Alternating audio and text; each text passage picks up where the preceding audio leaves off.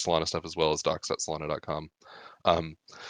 So if you're looking to start there, but assuming that base knowledge, build.stratlas has all the resources you need for how to interact with Stratlas stuff. There's less descriptions of how things work. That's more been questions as we've been focused on building it. We'll jump back into docs later. So just a general overview here. We've got the IP thing at the top. So our IP policy is for if you not only if you want to build with us, but also build on top of Stratlas, you can take advantage of that IP policy. So there's some description there. And then jumping more into the dev resources, we've got things like the so our approach and philosophy. So that's covering why are we building on chain? What's the reasons for it? How does that affect you guys? Why the game being on chain? All of that. So a lot of description there to run through. We got the mainnet program IDs, which are I reference that all the time because I keep forgetting them, and well, not I don't remember them because they're so long. But I have no other place that they're stored. This is the best source for that. And then we jump into the APIs and data, where this goes into our old libraries such as Factory that'll be deprecated soon, and the new libraries where we have a library for each system within Star Atlas rather than one big library, as well as going into the Galaxy API. That's how you access things like NFT metadata and looking up all of our pictures and things like that. So Galaxy API is very useful for that. And John's showing you right here that data. It's just Data, giant pure string, data. giant JSON data. Yeah, I don't know if my JSON parser is turned on. They always break. Yeah, they always break. So let's see if it works. Do a refresh. But anyway, if you get a JSON parsing plugin, you can see this in pretty data. But yeah, this is where you find everything. Yeah, Galaxy's the place for anything that's not really on chain. Galaxy is the place that we shove it in. Our stuff access is Galaxy too. So just like with the bindings release, Galaxy is the best way for you guys to. It's the same way we interact with it, so we just publish it to you guys. Pictures. Yeah. Just let me get in here, Brett, really quick. If you guys have any questions on anything that we're covering, uh, please shoot them in the chat, and we will be reading and answering them. Um, I see a question from Funcracker. What is the difference between NFTs versus items? Is one deprecated? No, I think it's just changed the name at one point, so they both point to the same thing. Yeah, Okay. I just fine. We'll Back let you to know if dark something's mode. deprecated in there. Yeah. Yeah, we Either tend to or. not. One of our philosophies with this is we tend to try to not break things. So like if there was a function a while ago, someone pointed out the name was wrong. We still left the old name like there, but marked it deprecated. We're not going to delete that for probably ever. It just points to the proper name. Yeah. So and then rounding these things out, there's a bit of description of on-chain systems. We need to expand on and describe Sage more, but it has a description of things like the marketplace, faction fleet, a bit of player profile description in there as well. And then the Unreal tooling, things like FKit. So FKit is the wallet in Unreal. So if anybody wanted to build Unreal products on top of Stylus or using the back end of Stylus, the FKit is how you would get your wallet in there. And yeah, that pretty much covers everything that you need to get started. Nice, nice. And also, like, just a quick comment here. Again, we will host these events. We still don't know about the cadence of this event, but also we really use the community developers channel that you can find scrolling down a little bit. And Brett is and Xcode both are really active in there. So if anyone has any questions after the show, like, just also feel free to ask them in there. Um, but I see already a couple questions in the chat.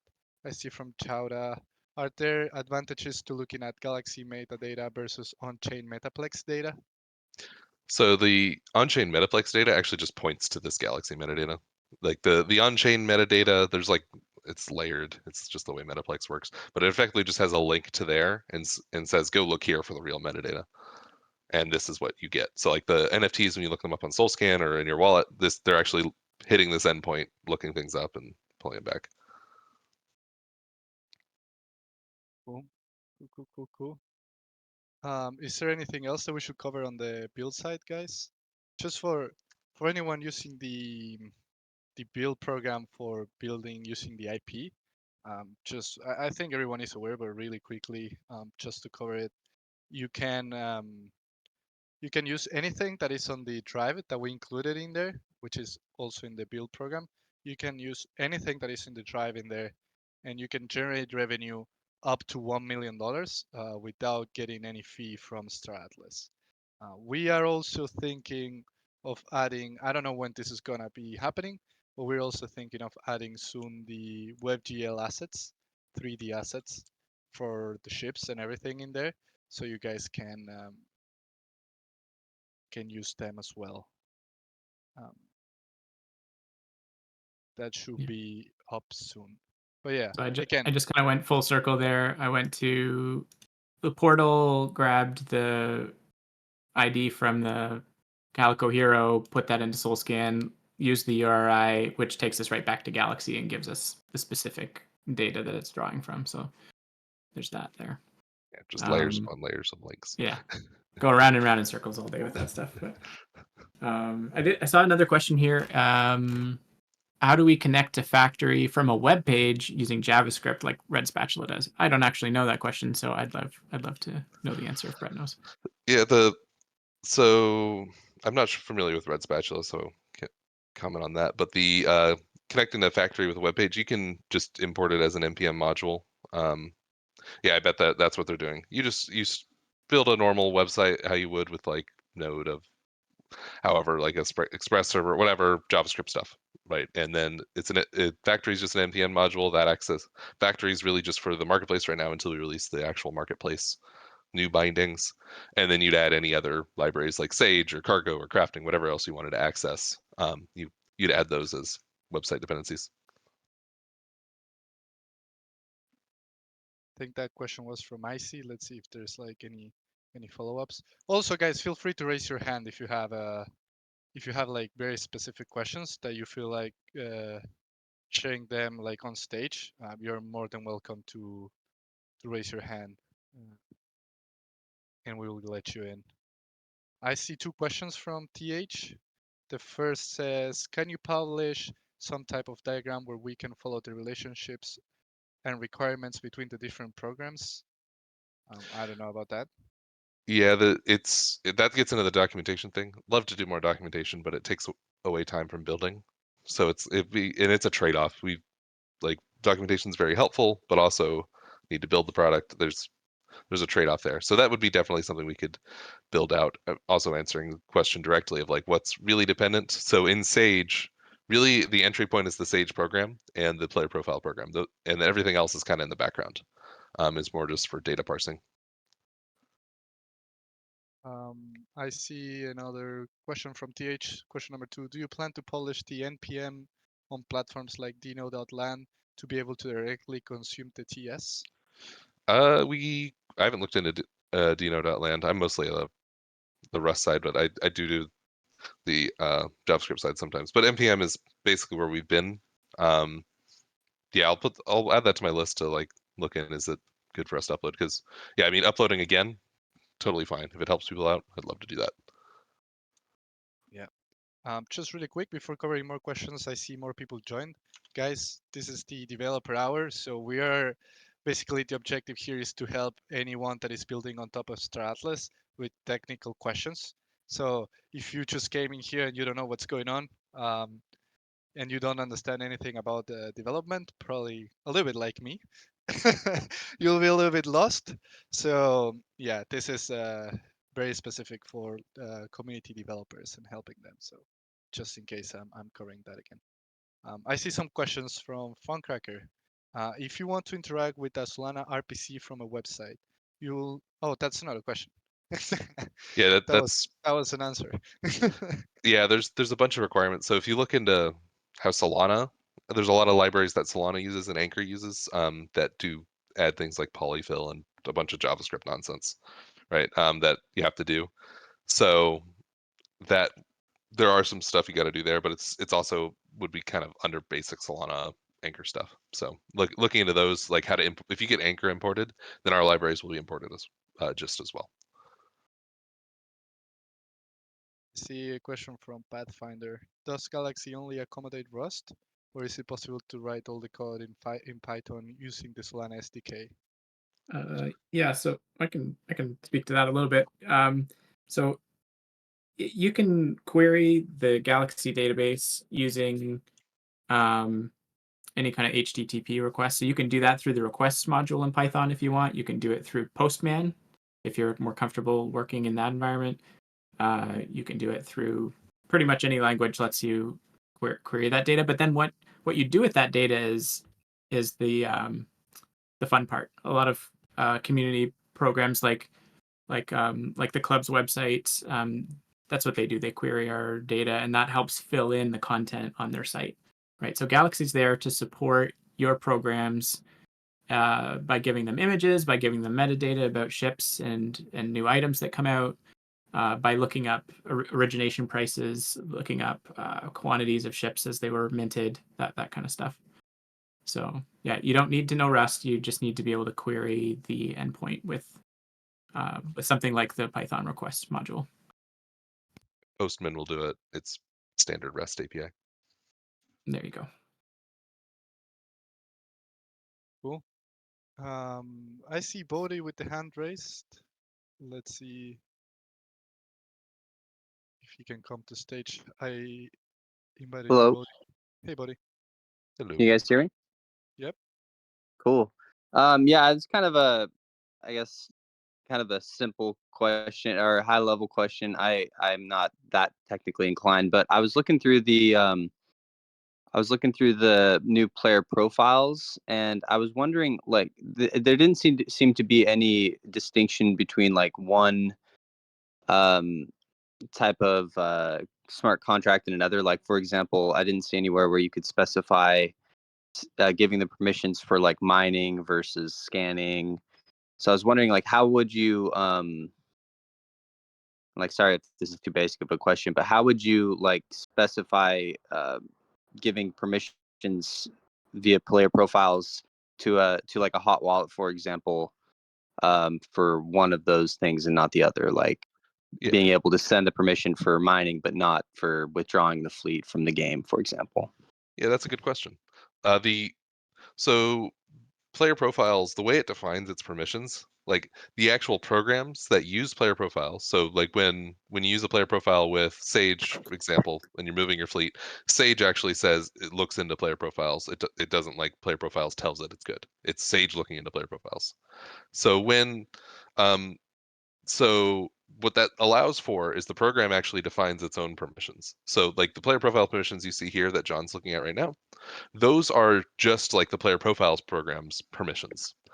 Then other programs can set their own. So things like cargo, transferring cargo. I think cargo doesn't have very many. Most of them are admin. Sage, moving fleets, scanning, um, taking fleets out of Sage. Those are all permissions defined by Sage. We don't have docs on it right here, but they are defined in the bindings themselves. So I know people have definitely been looking through the bindings, and actually, John, if you open up that the npm module there, and then if you go to code, so on any of these, you can go to code at the top tab there, and then in the tests folder, those are actual like tests that we test against, which is kind of like an example usage.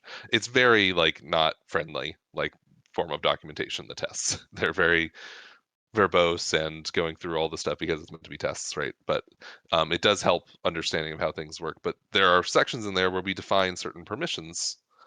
Like we say, okay, add this key here with the permissions of scan or something, and then try to scan, and then add a key without the permissions of scan, try to scan, and it fails.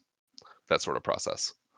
So defining those permissions, it's really defined by the program, and you have to look into the bindings to figure out what bits need to be set, which scopes need to be set, that sort of thing. That answer your Right question? on.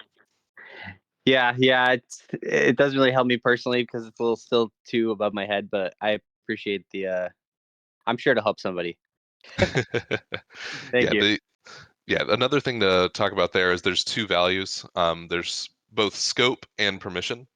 So the scope is like how wide can you do this in? So can I do this on one fleet? Can I do this on any fleet on the account? Can I do this in fleets in an area? Stuff like that. Mm. And then there is the permission, which is like, can I scan? Can I move? Can I take ships out? That kind of thing. So I'm you get to assuming you define both. can. I'm assuming you can like share the permission. You wouldn't just have to send the permission from one account to another. You could have it. You could have the same permission on multiple accounts. Is that true? Yeah, that's true. A better way of thinking about it, rather than like sharing the permission, is more marking another wallet as able to do that. It's like whenever you give Gotcha. permission to a wallet, effectively what you're doing is allowing that wallet to act as your player profile. So you're saying, okay, you're allowed to act as my player profile to move this fleet. And so you can add Gotcha.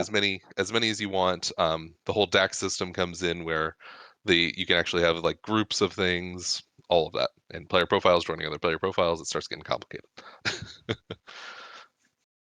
Cool. Thank you so much. Cool. I see a follow-up question from IC on something that Funkcracker replied to. Funkcracker said, if you want to interact with the Solana RPC from a website, you will need to do some work to bridging node compatibility in. And Yeah, IC's getting more IC into the asks, how do you add Node.js compatibility? it's the whole JavaScript thing. There's like 20 or 30 different build systems that are reasonable to use, and so each one has their own way of doing it. Um, it's effectively what you need to do is polyfill buffer, and you need to polyfill.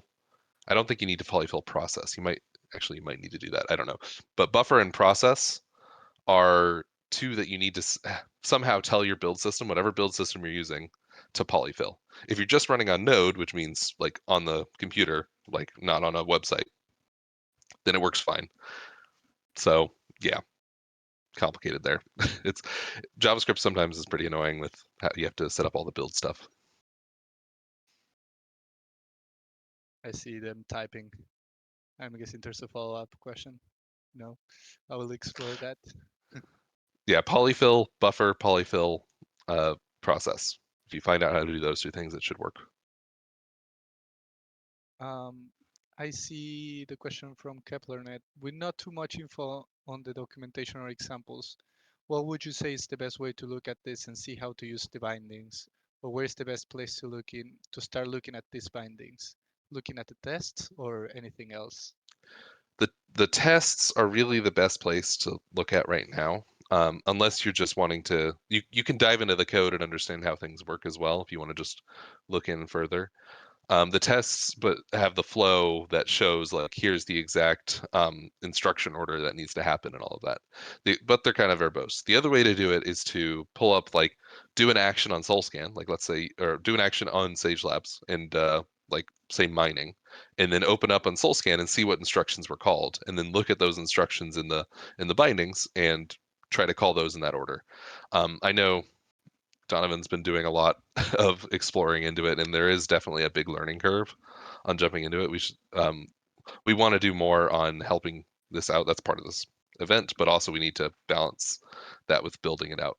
So yeah, the tests are the best place to look right now, and kind of combining that with looking at the APIs and seeing what actions happen on an explorer like SoulScan, like pulling up your transactions.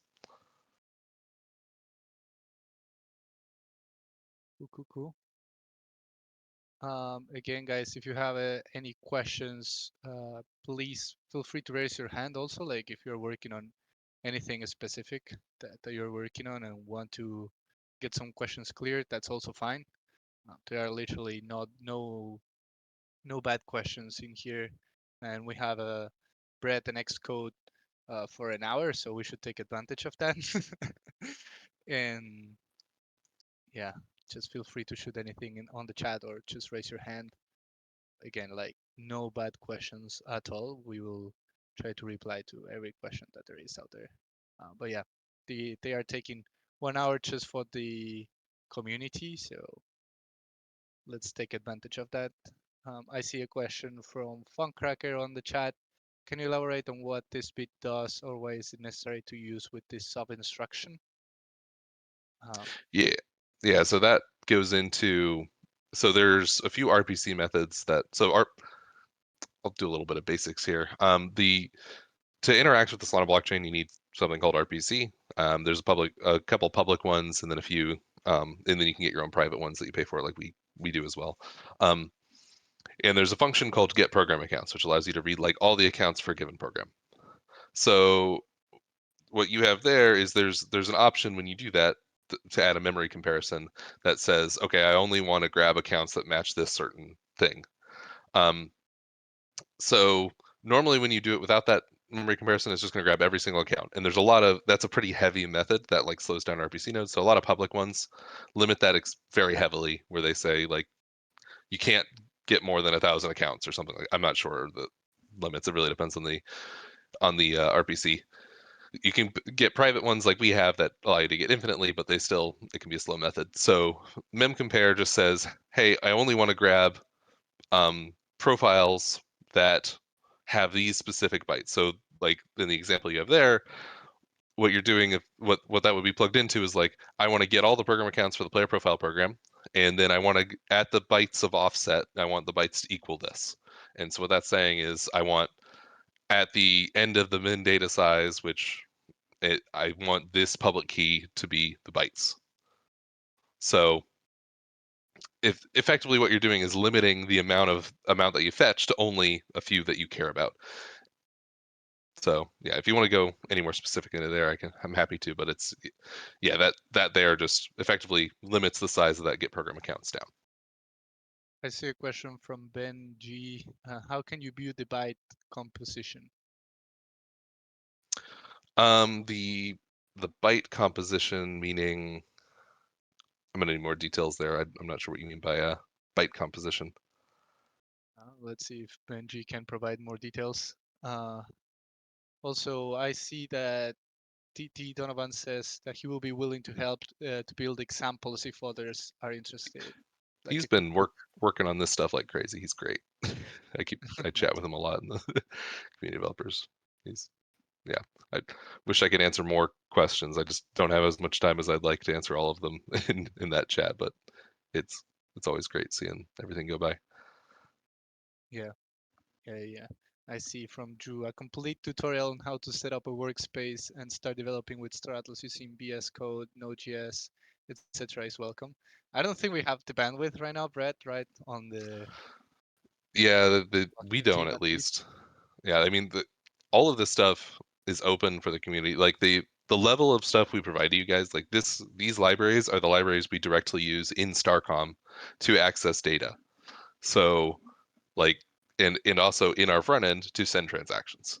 So all of these libraries, like if you spent the time, you could build your own Starcom and front end, or just front end. You could be just reading directly, like, and replace Sage Labs with whatever you wanted, all on you guys with just these libraries. So yeah, I mean, the community could go as far as they want to go here. I've seen like the Evi visualizer. That's super cool. I actually had a prototype of something like that so we could test to make sure everything was working. And then suddenly he appears with it as well. So community devs are definitely building. Yeah. I see Rising Sun in the audience and he's the creator, so shout out to Rising Sun. I also see a message from Anthony Rat. The code tab on npm.gs.com is probably the best way to review the code bindings. The other option is to npm install and dive into node modules, but that's annoying. Yeah, he's right. I see a follow-up from Funcracker on the question asked before on the sub-instruction. Can you explain what the +2 is? Is there an easy way to figure out the byte number offsets for various things? Not really. I've been trying to find a better way of being able to communicate that. And if you notice in our APIs, we have things like read all from RPC. That's in the data source library, which is like a generic library. Functions like that, I really like having those because it makes it easier on everybody, you guys and our devs included, right? So that +2 in that specific case, what's happening is the player profile, the way the data is organized is it has a header that's defined in the IDL. That min data size is the size of that header. And that has a whole bunch of data like I forget what's in there. What is actually in there? It's I don't remember. There's a bunch of stuff in there. um, and then after that header, there's 2 bytes of length that says how many keys there are, and then there's the keys. And if John, if you scroll up on your screen a little there, you'll see that the way a player profile is, there's a whole bunch of permission keys following that min data +2. So that +2 is the length. That's how many of these there are. And then the first field in that is the key. So you're looking for effectively the key of the zero index in that list. You're looking for the key to be equal to that to public key in your example. So yeah, I'm exploring better APIs, right, to like do those memory comparisons without just having those magic numbers appear. Because right now, what I do is I pull up the struct in Rust and like count bytes, which is not great whenever we do a mem comparison. All right. I see another question from Sawin. Hopefully, I'm pronouncing your name right. But he says, will there be any way for external websites to have interactions within Sage? Example, I can request that after checking and confirming my position in a certain coordinate, time starts on the external side, and when the ship arrives at the new coordinate, I make the same confirmation to confirm that I arrived before the time runs out. So external websites within Sage. So a general answer to that question is you don't even need our website to interact with Sage. So external websites can totally interact with Sage. And in that specific case, it sounds like what you're wanting to do is say, when the ship arrives at a new coordinate, you confirm that you arrived before the time runs out. It sounds like you want to do like someone move their ship to a certain spot before a time runs out. You can just read the blockchain and see those values as the ship comes in. There's things in the RPC code for things like on account change, and listen to a specific account, so like a fleet in that case, and listen to that fleet and see when. So you can listen to that fleet and see when, oh, now its state is idle and it's in this sector. Now it's warping, it's going to this sector. Now it's doing this, and you can read the timestamp as well and figure out when all of that is happening.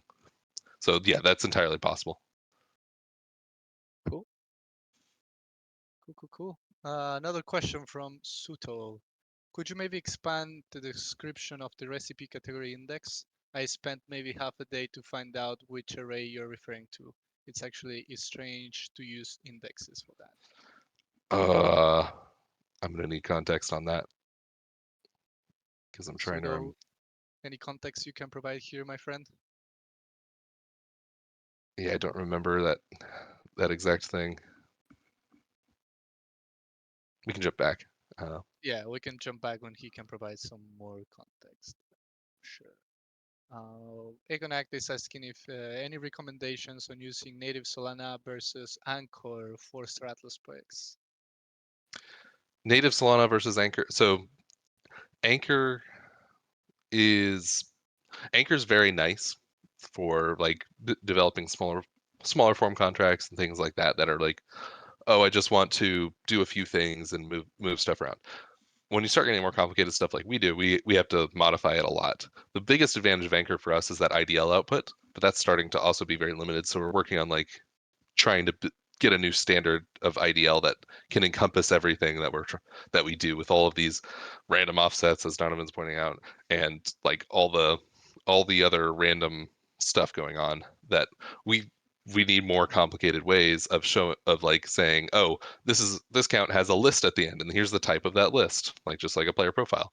Can't really do that in the current IDL form, but building your own project, Anchor's very nice for doing that. It's much easier to like hit all the security checks and everything, and much easier to audit. I think last time I looked at like independent auditor pricing, they tend to charge less for Anchor because it's a lot easier to check. So if you're building on chain, Anchor is pretty nice for that.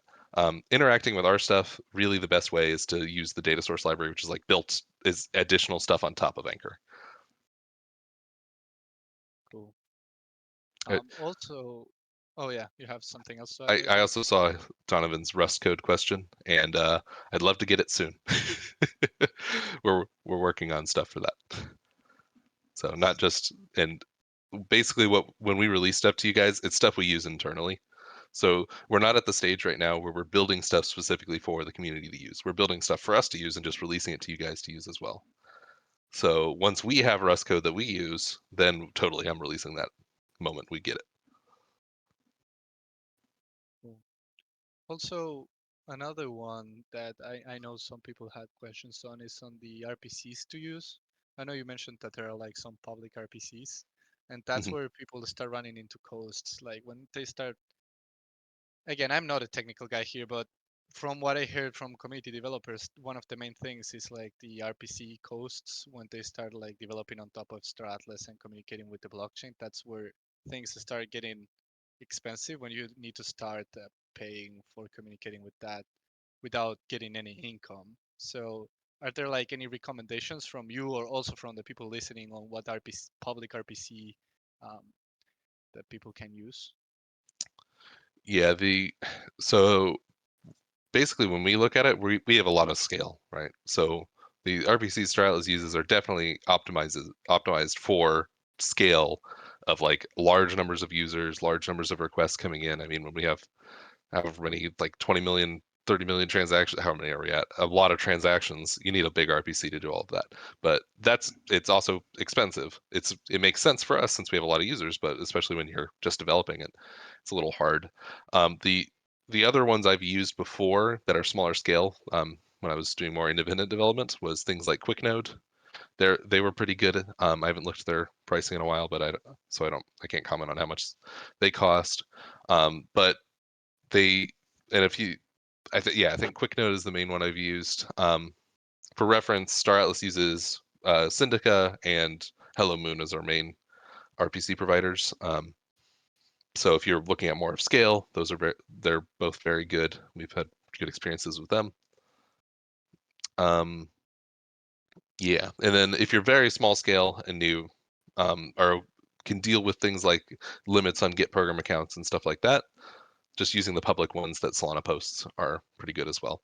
And if you're really enterprising, you could make your own RPC node if you really wanted to. If you had a computer sitting around, Solana has a lot of docs on how to do that. But that's a lot of work. I'm not going to say that's not. Yeah. I see some recommendations from Funcracker and Benny as well. Helios, Hello Moon, I think Shift was the other one. Um, just lost that message. Yeah, Yeah, Shift. I've heard good things about Helios as well. Yeah. So those. Mhm.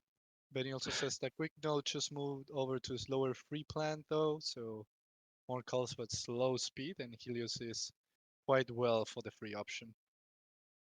Yeah, there is also possibility that like a community could band together and get a few, because a lot of these RPCs, especially if they're have a high count of transactions, you're not going to hit that many, and you're not going to hit the minimums that are there. So like could band together and get one, but all of that.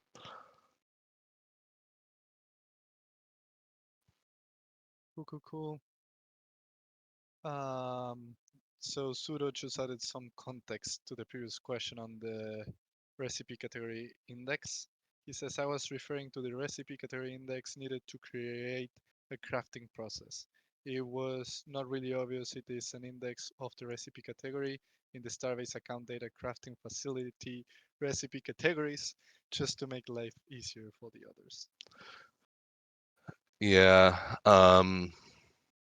it doesn't sound obvious. Let me open up the code of that real quick and see specifically where, because that's create crafting process. Let me just check that.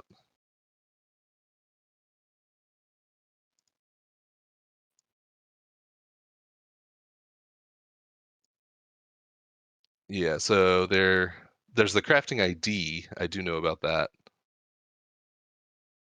Drew's in here. Yeah, maybe Drew knows. Drew, if you have any context, feel free to join the stage, man. More than Yeah, welcome. Drew's been working on it more. Can you hear me? Yeah. Yep. Welcome to stage, man. Hey, so I'm actually looking at our code right now. What I just posted in the chat is pretty self-explanatory. But Starbase has a crafting facility. A crafting facility has a bunch of recipe categories, and then there are multiple recipes per recipe category. So a recipe has a recipe category index, which is essentially its place in the recipe category in the crafting facility. So that index allows a recipe to be connected to a crafting facility. That's the link. Oh yeah. Now, Okay. I'm sure the guy that asked this question figured that out, but that's what could be documented. Is basically what I pasted in the chat. Yeah, that yes, there's a lot of documentation as well as part that's a pretty common pattern we use as well is the idea that we have a list of things and then the user passes in an index and we verify that index. What that allows is because if you do a list lookup and we say have to look through things, um, well, we've kind of bypassed this now, so we may be able to do this in the future. But in the past, what would have had to happen is an O of n lookup where you have to look through the entire list to try to find something, and that causes, and since Solana is so compute constrained, that causes a lot of issues. So by having the user pass in the index, we just have to verify one index, right? So that's the common pattern we use there. Nice. I see a question from Donovan. I don't know, Brett, if you want to Yeah. cover this one, but I will shoot it and feel free to cover it or not. But could you provide some insight into the Solana program release deployment process? Meaning when fixes changes need to be made, what steps does the team take? Yeah, so there's kind of there's multiple types of changes that we do. So the first type is one of the easiest ones, which is just a front end change that the programs don't change at all, which these are the most common ones you guys see when a version number gets bumped up and just, hey, oh, we've fixed this UI bug, we did something else here, all that sort of kind of thing. Those are just normal review process, multiple reviews, looks over, and then deployed by a senior member of the team. So usually and smaller team now we're usually verified by leadership level deployments first. So that's the process for those basic fixes. Then we get in the next easiest type of fix is when it's just a program change. So if you notice when the SDUs changed, when we've done a few changes on things like SDUs need like the process for SDUs like the cosmic currents changed, right? But we didn't do a front end update for that. So that just follows the process of we have a multi-sig where everything is. So we've got a branch we're committing to. That's being constantly verified by auditors um, that we have, and then the multi-sig we propose a new change to the multi-sig to that program, gets verified by our multi-sig signers, and then that will be deployed as the new program. When we have to coordinate that with a front end change, it just really is timing, making sure that when the front end change goes, when the back end change goes out, the front end change goes out too. A lot of times we'll also either do where the back end is compatible with the old front end, or the new like the new back end is compatible with the old front end, or the new front end is compatible with the old back end. So that way we have a zero downtime upgrade or that's what we try to do. It's not always happened in the past, but where we upgrade one of the two, it's still compatible with the old one, then we upgrade the other one, since they can't. It's hard to do simultaneous without downtime. But yeah, that's generally the process, and happy to talk more about security stuff, about how everything is secure. Yeah, yeah. No, that's great. I'm sure this is very useful context for the people here. There's a question from Funcracker. Could we somehow get access to the Fuzzy Lemur successor from Hello Moon in some way? Is that public? That is not public. That's proprietary still. So So yeah, no is the answer. yeah. There's to talk a bit more. That project has a lot of that project has, and Drew was one of the big guys on it actually. A lot of that project has been rolled into other parts of our system. So it's not just it's not completely rip, and I mean it's still around just in case, but the a lot of the knowledge that we gained and a lot of the stuff we worked on can be used in other places. So it is still being used in certain ways. I see another one from Cuchito. I don't know how to pronounce the name exactly. He says, "Hi, a QA here. I'm not experienced in programming, but I know my way around Postman and some other automation tools focused on testing." And here is his question: is there currently a workflow or maybe plan for the future where we can test releases or hot fixes before they are pushed to prod? Something like a test environment where we can place a few airbikes in SOMAR 4 and run some kind of manual automation tests against our Stratless add-on site. That could also give a chance to test Sage and provide feedback from the community before the change is pushed to prod. I am thinking of something like dev environment internal to test environment community developers to prod environment, which is the official release. I don't know. That sounds like adding a lot of processes, but Yeah, it's all a question of scale. Where are we at? Like currently, we can do a hot fix and get that out there real fast if something broke. Like something recently did break. The buttons weren't working properly with the timeout on the buttons. Um, so the adding that kind of thing is we're currently able to handle those hot fixes pretty well. It would be better to have a better internal dev testing process, and then I think we can work on building that community test process. We do have a test network, which I think people have heard about, where we do test these kind of things. We had before we released labs, we had community testing, making sure everything worked properly and all of that, and helping us find bugs. So there's definitely we have the ability to do all of that. It's just a question of when do we go to that scale? What's the best point to spend our time on? And I currently at the current time, the best point for us to spend um, working on our kind of QA process is that dev internal step before building out the community dev step. yeah, no, that makes sense. We don't want deployments to be slow. I'm sure like people today, like we already saw like all the complaints, quote unquote, that came in when the button broke, and I'm glad that we were able to push it like Yeah, quickly I, to I mean, yeah, that kind of thing we want to avoid as much as possible. So it's more of yeah, it right now. The best place to spend our efforts is to improving our internal dev step, and maybe later on, maybe it moves to making that community dev step. But right now, the best place is that internal dev step.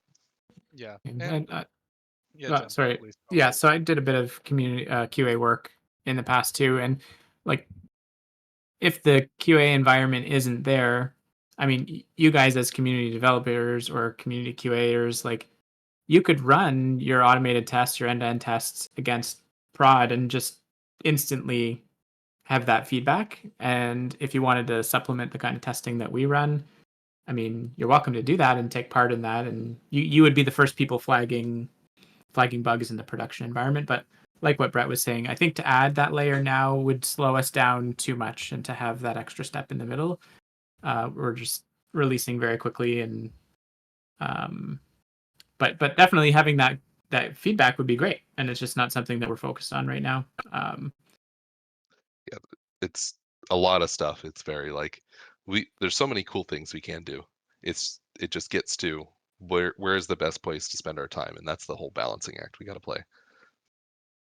Yeah, no, that makes sense. Also, like just for the community developers, we thought of sometime in the future, I don't know if soon or when, 4 to 6 for now, but having a community developers council formed by well-known community people that are experienced in development, so they can like test stuff like maybe getting early access to some of the Sage features, like major releases, to test things out before they go live.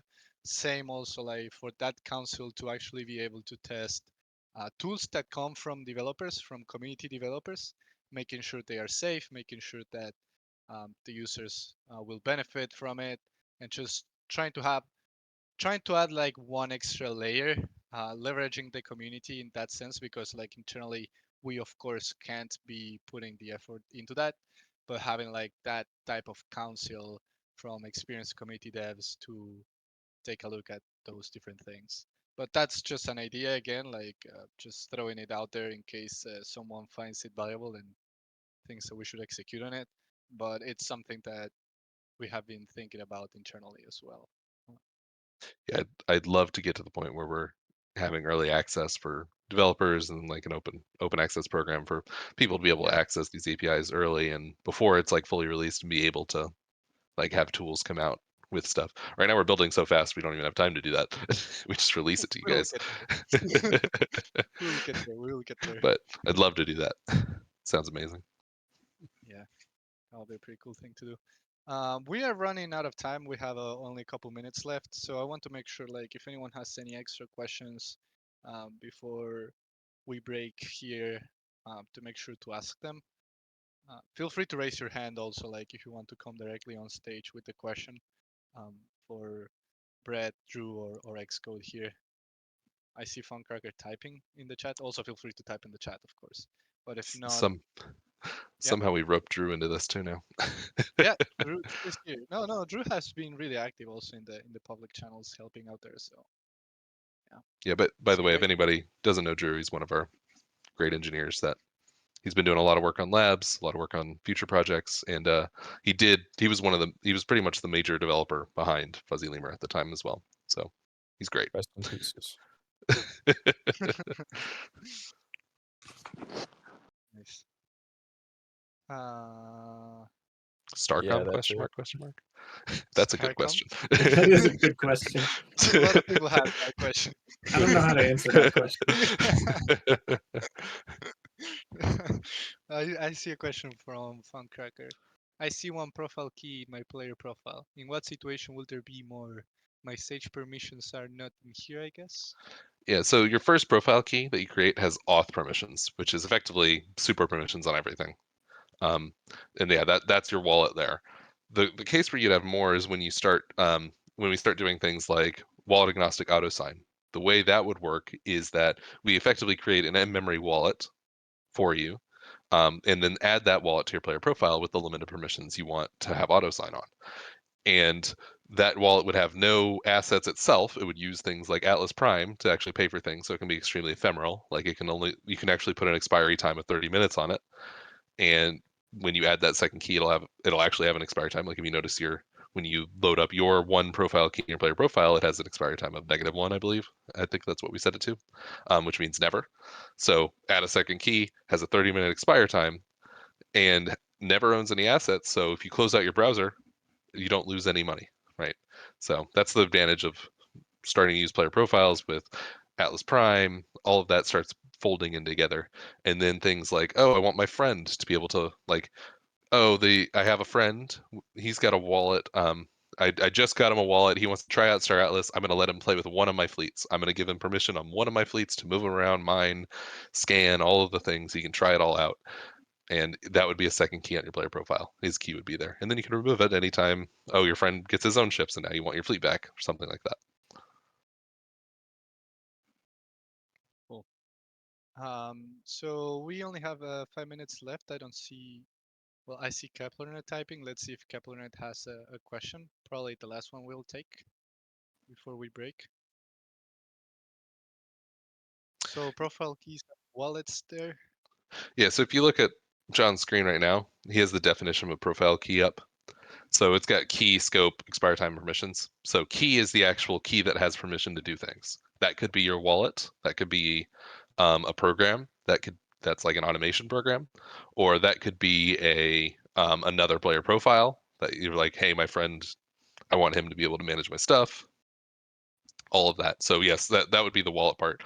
Scope is how far are they allowed to act? Where are they allowed to act? It also communicates the class of permissions. Like if it's on a fleet, we know to read permissions as Sage permissions. If it's on a I don't know what else we have. If it's on a player profile, then you have those permissions on that player profile, that sort of thing.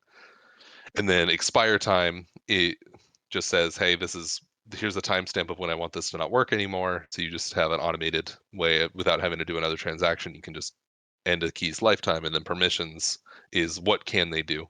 So can they move my fleets? Can they take my fleets out? Can they craft? All that sort of thing. Nice. I see Blackbeard typing. That'll be the last one we take. Oh, he's up typing.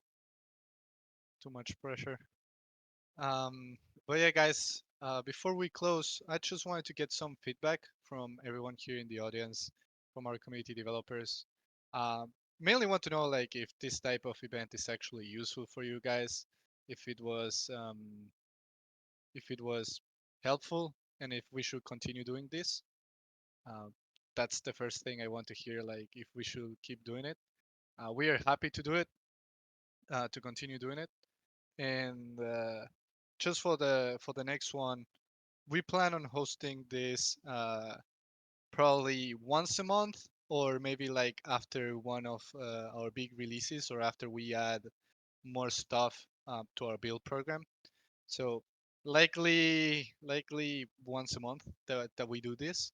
But just for the next one, guys, like if you have a specific questions, technical questions, just feel free to come here, prepared with those questions, so you can just straight up shoot them to Brett, Xcode, or Drew, or anyone that joins from our engineering team. And yeah, so you can get the answer and just keep doing progress on the things that you guys are building. Again, the main objective for this event is just to help you guys, the people who are developing out there. Um, so it needs to be useful for you. Also, if there are any ideas on the things that we should be covering in here, please feel free to shoot them now or tag me in the community developers channel. I just want to make sure that we cover the things that are needed for you guys again, um, to keep making progress on the things that you guys are building. So we thought about with Brett, we thought about like maybe doing some deep dives on specific products or specific things that are in the build program. So maybe that will be useful. If you have like any suggestions, please again just shoot them. Um, but yeah, I don't think I have any other question. Looks like this was actually useful for the community, so we'll definitely keep doing it. And again, in these events, like there are no bad questions. Just come here with any technical questions that you have. Feel free to come with them prepared, and we'll probably be hosting the next one next month, probably. So, yep, that is pretty much it. Anything that you guys, Brett, Drew, or Xcode want to say before we break here? I saw a few more questions fly by and all that chatter. So feel free to post that in community developers. I'll look through them and answer them as well. Yeah, But that's another thing. yeah, We feel free to are ping me in there too. It's fine. Yeah, the guys are really active in the community developers channel, so just feel free to tag it in there and to tag the guys in there, and they will be replying to your questions. I see that Jaja says, "I have some questions that are going to challenge that no bad questions statement." Um, See, when you say things like that, Santi, people are gonna challenge you. yeah. No, that's fine. Whatever makes progress here, right? You know, like if our community developers are making progress, I don't mind. I don't mind. This is literally for you guys. So, yep. Make sure to ask your questions in the community developers channel. The guys will be looking in there. But again, uh, if you have like more specific questions or anything like that that you want to bring to the next one, we'll probably be hosting these once a month. So see you on the next one, guys, and thank you for joining the Stratless Developer Hour #1. And I don't want to forget to thank Xcode, Brett, and Drew for joining here. They took an hour from their time to come here and just reply to community questions. So that means a ton. I appreciate you guys coming here. And again, we'll see you guys on the next one, probably next month. Ciao, ciao. Great chat with you guys.